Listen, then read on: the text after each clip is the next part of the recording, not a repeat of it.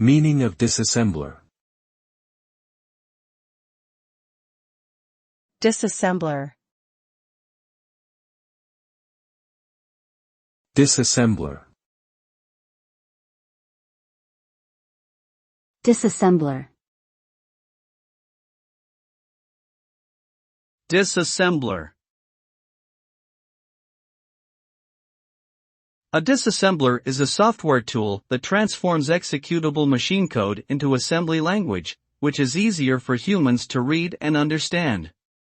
The result of disassembling a file is a list of processor instructions, each with its corresponding memory address and data values.